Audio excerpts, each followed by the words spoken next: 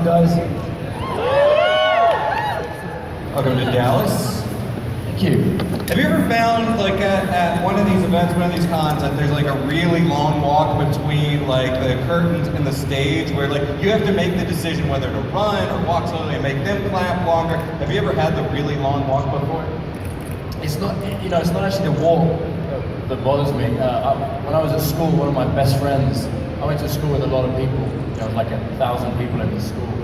And one of my best friends went to collect like a prize, I guess, at the end of the semester, and he fell down the stairs when he was in front of the entire school. So I have like a fear of like tripping up or tripping down the stairs. Yeah. And when you've been shooting, I mean, like, of course, we've got Stardust, we've got Boardwalk Empire, you've done so many projects, but with Daredevil, like, you have to be the man, the cool, the superhero.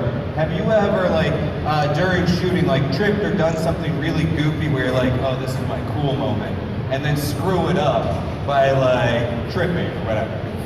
Yeah, I mean, all the time, stunts all the time, But I think it's so much of a given that everyone just kind of forgives. Yeah. There's been one or two moments which have, we still talk about. It's funny, but I can't think of any. When shooting the Defenders and we have all of the heroes together, who would you say, I don't know, I'm going to put you on the spot here, who would you say is like sort of the clumsiest when it comes to some of those stunts? I know, I put him on the spot. Or you could take it the other way, as far as the person that nails the stunts like first try or fastest.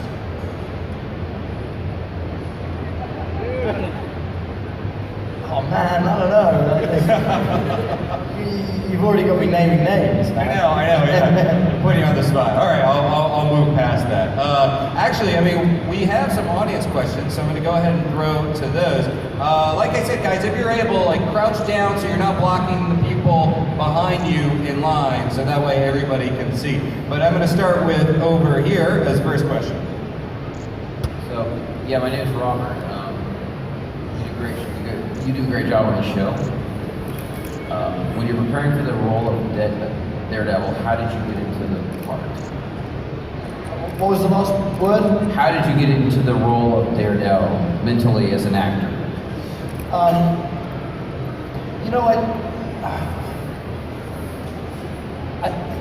honestly don't actually really know the answer to that question.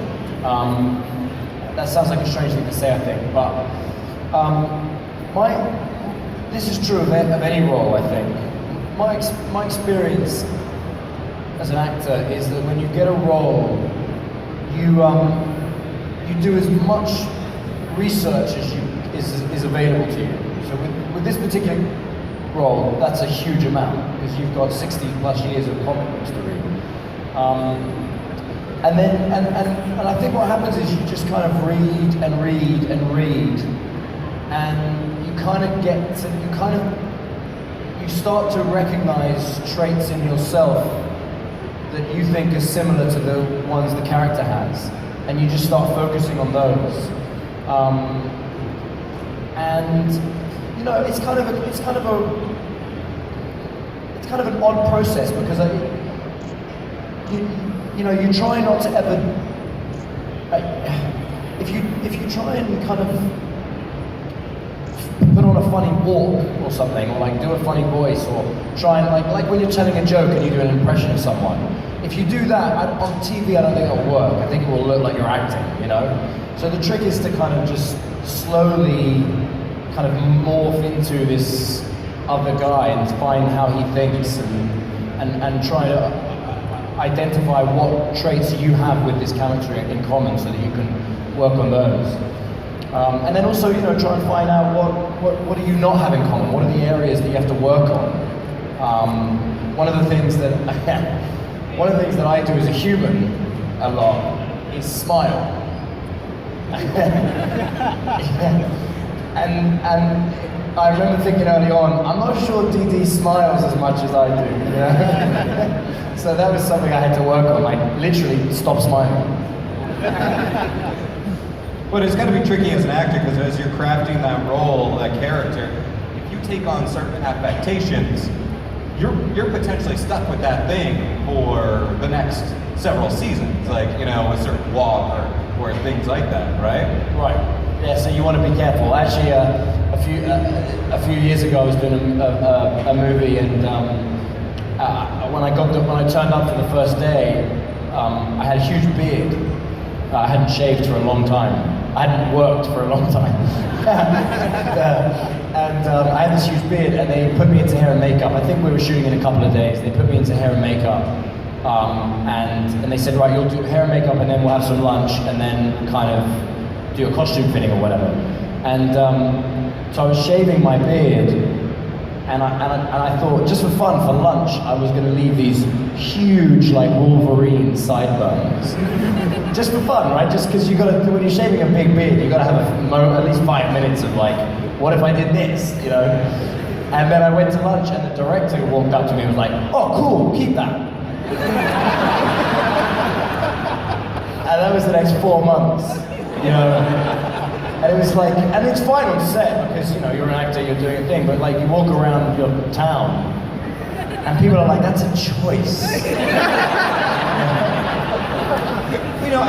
I think people reasonably, they always want to ask about how you develop the role, but it's also interesting that when you are doing multiple seasons, you have to also evolve that character. So yeah. Is it as much or more of a challenge for you to evolve and constantly like grow Matt Murdock, so that way, like all of us, he's changing it throughout his life?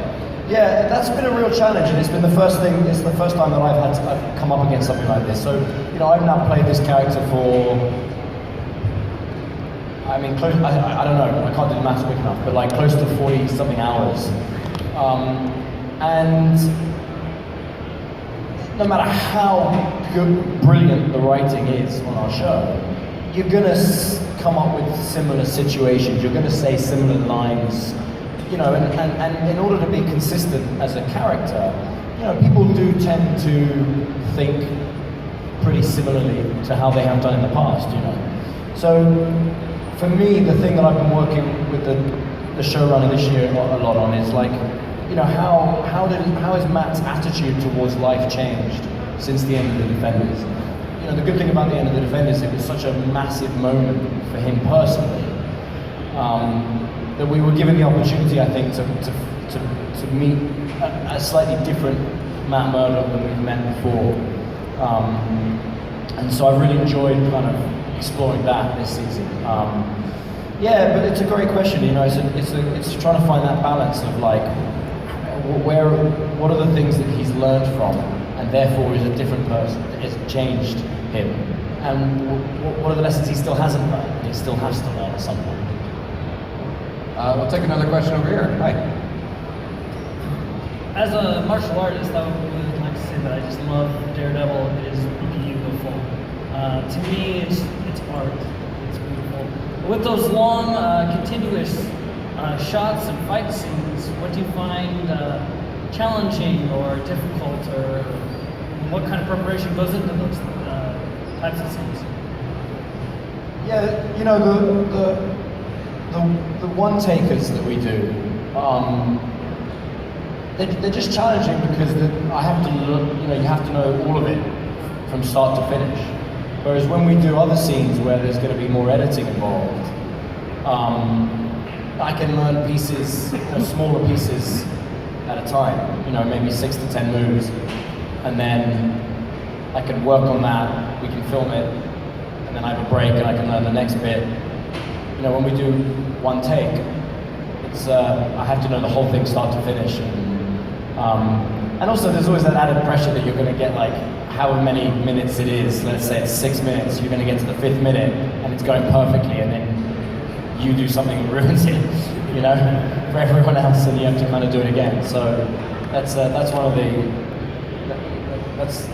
things that I find quite hard about it, because I love doing that stuff. I do as much of it as I can, but I'm not a trained, martial artist, so or stuntman. So Thank you. Thanks. Thank you. Hello. Hi, huge fan. There's like a billion questions that I need to ask you, but But we'll keep it to one. yeah, we'll keep it to one. But and no bias here, but do you think that you make a better Daredevil than Ben Affleck?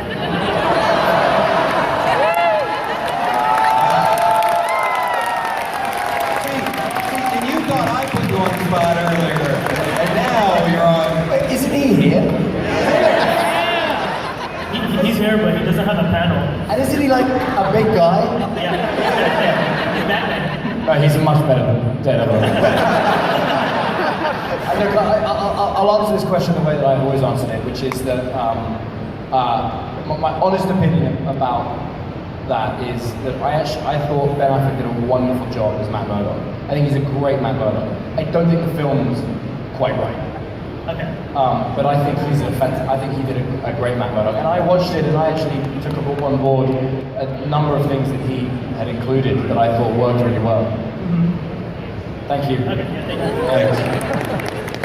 I mean, it was also interesting. It was a different time. It was before like this sort of model had clicked into place as well. You know, as far as the Marvel MCU Right. model. So it wasn't like fully there yet. You know? Yeah, and I think I think the thing about Daredevil is what we discovered is that Daredevil, the character, lends itself really well to a show or a film that is geared towards slightly older, the more mature audience. You know? There's a cynicism to those comics, and there's a darkness to it that I think if you don't have, it doesn't feel like Daredevil. You know, we were able to do that with the show. Hi. Hi, Charlie. Hi. So I know a lot of the credit should be given to the fight coordinators and the stunt teams that make you look so badass as Daredevil. But I read a really great interview with your stunt double, Chris Brewster, on how he worked with you and Elodie Young to develop the fights in The Defenders, which were unique because they needed to be true to the relationship and the story between your characters.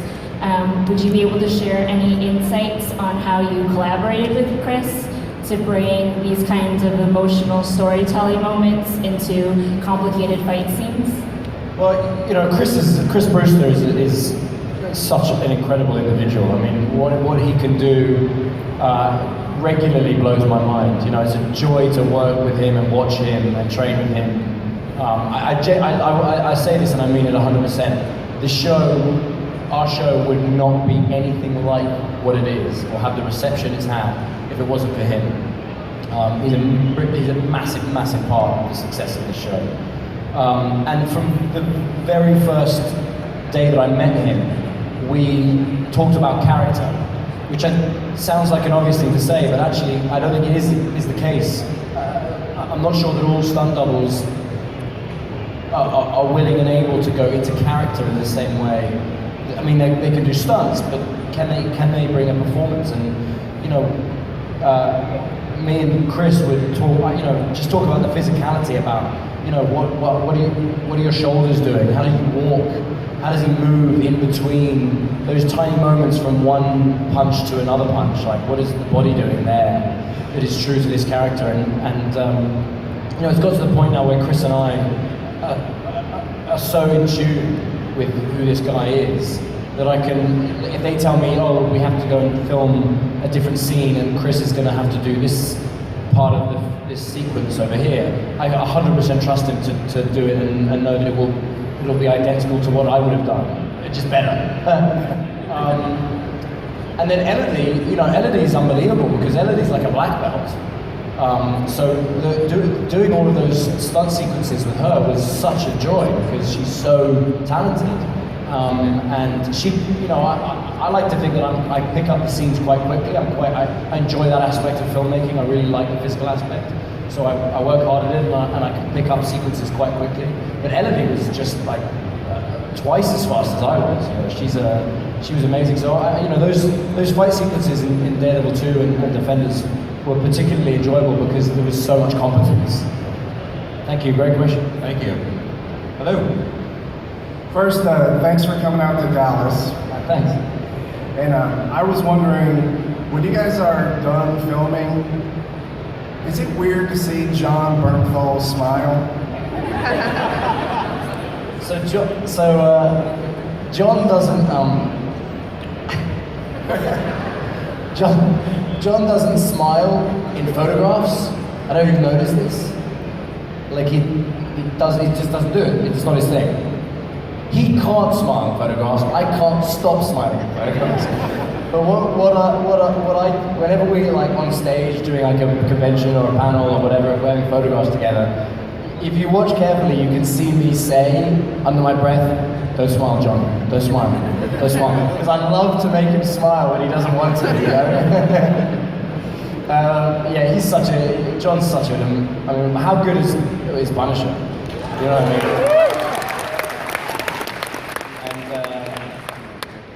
He's such a great guy, such a lovely human. I tell you what is weird. It's getting to know John and realizing what a wonderful spirit he is, what a kind, lovely man he is. But sometimes you look at him and you just think that guy's mean. Have you know, there's a lot of productions that take place, like in Vancouver, and the city really kind of becomes almost a part of those shows, not just as a character, but like embraces the cast and everything. It's a little bit harder to do when you're in a city of 8.5 million people, New York City, but still we have all these Marvel TV productions taking place there. Do you find that the city is sort of like, do you start to feel like a camaraderie with the city, almost like it's embraced you guys and the production there so much so that it's like, it's another character, I guess, on the show? No. and here's why. If you guys have ever walked past a movie set and you see the caravans and they're like setting up and there's like a breakfast tent, you guys have had that experience, right? They film much in Dallas, I'm sure. You walk past, like I'm on film sets all the time, and still if I'm walking down the street on a day off and there's a film set, I'm like, oh cool, what are they filming? You know what I mean? Like it's exciting to see that. In New York, there's so many productions that New Yorkers are so sick and tired of not being able to park, not being able to walk down a street that they want to walk down, being told that they have to cross the road because there's a production. So like sometimes when we're filming in like the city, I actually feel like rather than embracing us, like we're kind of going into a war zone here. You know what I mean? Like people are so over, like having so many, and also there's no parking in New York. Traffic is a disaster. So if you take out 4 blocks with camper vans and trucks and equipment, people get very frustrated. That's true. But that's like basically treating you like a regular New Yorker. Yeah, exactly. The special kind of annoyance is like when it shuts down your coffee shop where you're like, if they're filming, and you're like, if you go to, normally you see production, like, what are they filming? They're like, oh, they're filming this. I'm like, oh, cool. And in New York, it's like, what are you filming? This. Like, God damn it. Hi. Hello, my name's Hunter. Through Daredevil Season 2 and The Defenders, we got to see you interact with some other Marvel characters.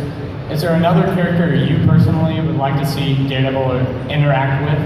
So I'm gonna jump in real quick and give him a pass because I kind of worry anything that you say is probably going to be taken to the internet as either speculation or teasing something that might happen. So I'm going to give you a soft pass. If you decide to go for it, you can. But I think it's actually wise because we're expecting season 3 at some point will come out. I wouldn't want to give anything away. But do you have another question? Okay. So you do have this great supporting cast on the show. Who's one of your favorites to work with every day? There you go, put you on the spot again. I am. Look, it's a really difficult question to answer because there's so many great characters, but I'm very, very fond of the relationship, the kind of complex, bizarre, love-hate relationship that Matt Murdock has with Karen Page. And working with Deborah has been one of the great joys of this job. She's such a talented actor, and she's so prepared, and she has such great ideas. There'll be days where I'll be going to work, and I'll be like, oh God, I hope I'm ready for this scene. And then I'll be like, oh, it's with Deborah, she's got it covered, you know what I mean? I'm very, very fond of who Matt. I love exploring Matt's vulnerability with her, so she's one of the people I love working with the most. Thanks. Sorry, I had to be a bad cop on that one. Hey Charlie, my name is Rami, nice to meet you. I want to thank you personally for actually gaining interest in my wife's interest in the Marvel Universe. After she watched Daredevil Season 1, it just kind of opened up her mind to all the movies and the further Netflix series. So I personally want to thank you for that because it's made my life awesome. So thank you. My pleasure. My pleasure. My question for you is that Daredevil is known as the man without fear, and my personal fear is I get freaked out about space. Like the fact that I was just floating in an endless nothing of blackness would be my personal fear. Do you have an actual phobia or fear that you want to share with us? Wow. I kind of want to hear more about yours right now. Oh yeah, well, going back to my wife, she makes fun of me all the time because she says, of course everyone's fear is floating in space without the possibility of rescue. Yeah. But that, when I watched that movie Gravity, that was the worst movie I've ever seen because that hit home for me. But I know people are scared of spiders and snakes and stuff. Here's what your question has made me think of. Do any of you guys watch Black Mirror? Yeah. Yes, yes. So there was that one episode, I think it was like the Christmas special. I saw that one. And John Hamm was in it? Yeah. Yeah. That's the one, right? Yeah. And there's like, basically they're stuck in this room until they figure something out. I can't even remember. All I know is at the end, well, I'm sorry. Spoiler, yeah. It's been out for like more than a year. Yeah, well, all I know is at the end, they basically turn the dial so that the guy who's stuck in that one room is going to be there for millions and millions and millions of years or something. Yeah. And I remember just feeling like, just that really, like I dreamt about it for a few nights. That's a good one. So there you go, being stuck in a room. Thank you. By myself. All right. And by the way, come back here later when we have our psychotherapy panel. we're gonna get to you, okay? Hi. Hi, my name's Trish, and I just want to first off thank you for what you do, entertaining my family every week. We enjoy you. But my question is, are you going to be in Infinity Wars? Okay. First off, come on, like really?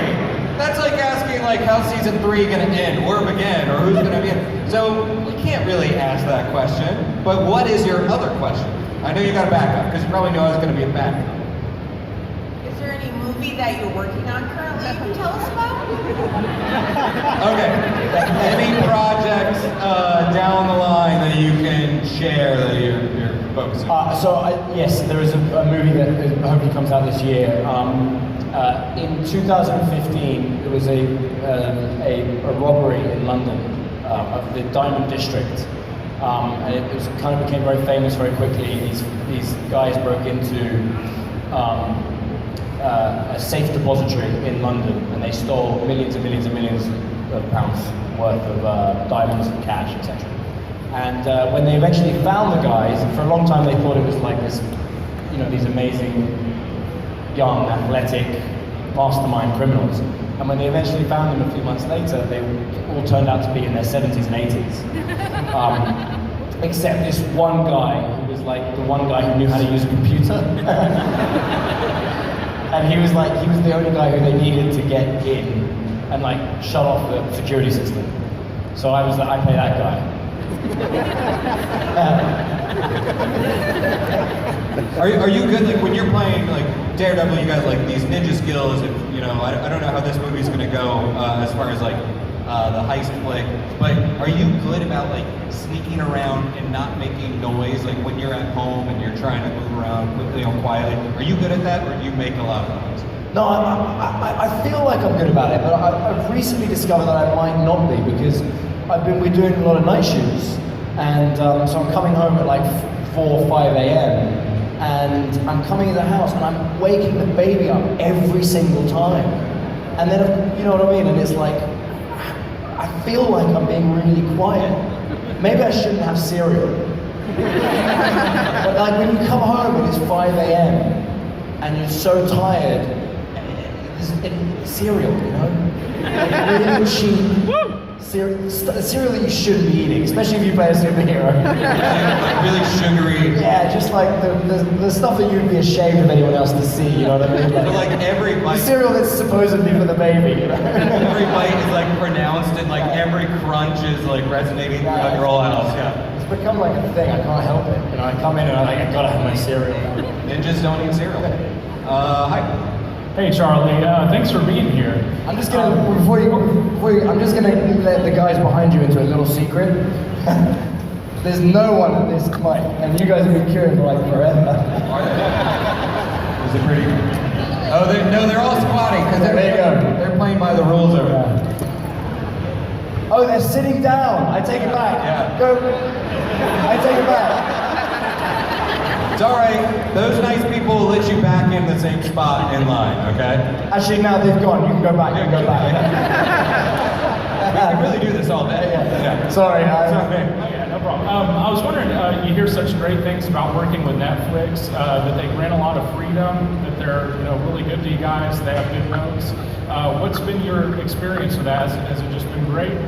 Yeah, man. I mean, yeah, 100%. And they that's I think the great challenge. The balance is to, as you say, allow creative freedom to the people who are on the set every day making decisions, and the writers and directors and stuff. But also having good notes as well. You know, knowing when to step in and say, I think it would be better if this happens, or I think do you want to consider this? So I've been so happy and I felt so grateful to have the kind of material that we get. And I'm an actor, I don't always know how it gets to where it gets when I get it. A script has probably been through 7 or 8 drafts before I'm allowed to read it. And I never know, which notes are Netflix, or which notes have come from Marvel, etc. But all I'll say is I always get these scripts and I read them. I'm like, oh great, this is great. I want to be in this. Thank you so much. Thanks. Hi. Hi, Charlie Cox. My question is, are there any on-set shenanigans or fun little gags you have with other members of the cast and the crew while you're filming? Yeah, we're always like, if the moment's right, we've become such good friends at this point. We're always, fooling around a little bit, playing pranks on. Like the other night, I'm trying to think. The other night, one of the stunt guys had set up a bunch of blankets in this location that we were filming, and he was having a nap. And we were working up above him on like this mezzanine above him. So we were taking in turns to see who could get him with water. It's 4 a.m. You've got to do something, And how dare he be sleeping? Wait, who did you get him? Who got him? I got him. You got him. That's why I told that story. Hey, so I was just wondering, obviously Matt Murdock is blind, and I was curious how are you able to portray that so believably, like if you did any research or any tricks or anything that you did to portray it that way? Yeah, thank you. I did. I worked very closely with a gentleman who's been legally blind for 20 plus years. A guy named Joe Strecce, who's become a dear friend of mine. It would take too long to kind of explain now all the different aspects of it. But I spent a lot of time filming him, filming his eyes, trying to figure out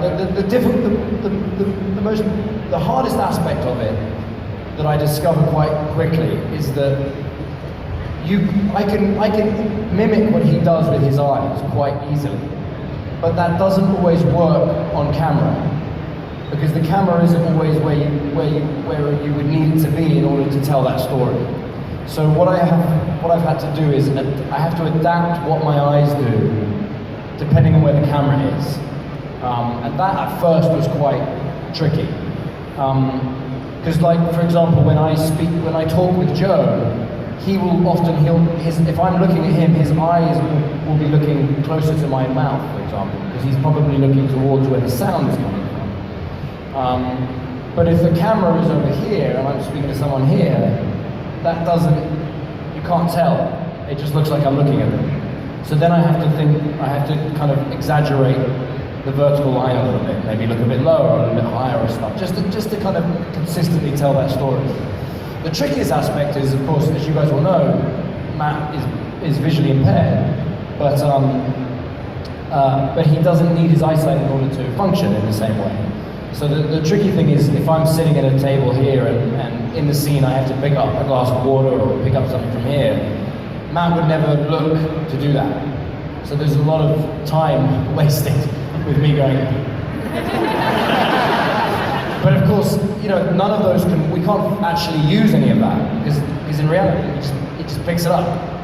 So we have a lot of fun with that. There was a scene in season 1 that I'm really proud of. I really enjoyed doing where Rosario Dawson throws me my sweater or my t-shirt, whatever. But she was behind me when we got to that part of the scene. And she's meant to throw it at me. It said it in the script, she throws it at me. And so what we had to do is we had to have someone off camera go 3, 2, 1, now. So every time every time he said 3, 2, 1, every time she had 1, she threw it. And on now I went like that. And after 10 takes we got it. And it looks really cool, but if you saw the other takes, you'd be like, no. The magic of TV. Yeah. We only have time for a couple more questions, okay? So I'm going to take one over here, bounce over there. Hi. Hi, my name is David. I wanted to ask you about your workout routine. Oh, could you speak up? Yeah, speak up a little bit. Hi, my name is David. I want to ask you about your workout routine. Did you enjoy it? Would you recommend it? I think that's a no. I mean, I don't know, I think I'm just like everyone else. And I enjoy how I feel afterwards. But sometimes I feel like I'm dragging myself to the gym, you know what I mean? Because I have to try and get there. I enjoy it to some aspect, to some degree, but it's working out. I'd never done it before, so I really relish the opportunity to have a job where, it's required. And that does make it a little easier because it's not just me that needs to get there. Like, I need to get there for my job. So that does make it easier. But I'm very fortunate. I have a trainer. They get me a trainer. What's nice about that is I don't have to think. I just follow this guy around, and he's like, pick that up. Pick it up 9 more times. So. Yeah, sure. I feel good. I like so. Here's the best part. The best part is so I just landed, and I come straight here. We got 15-20 minutes of time to kill. So we stopped at a taco truck, and I feel like I'm allowed to do that, because I worked out yesterday. So you can have cereal. Yeah. So exactly. Yeah, I can undo all the hard work I do with my Fruit Loops. Oh, now the secret's out. That's the cereal. Hi. Hello. Daredevil is really known for its amazing fight scenes. Season 1, episode 2, for example, in the hallway was phenomenal. And it definitely changes how we shoot those scenes in the Western point of view. It was a lot less cuts, making it more seamless. Is there I can't think of the word. Is there a mentality to have the least amount of cuts in those fight scenes as possible to try to make it feel more involved with those characters? No, I don't think that's the case. I think it entirely depends on what story you're trying to tell. So there is a time and a place where one take, one shot for an action sequence is absolutely perfect. But then there's a time and place where it wouldn't work as well. Sometimes you need based on it massively depends on what is going on in that scene. Who are you fighting? Is it a personal fight? Is it someone?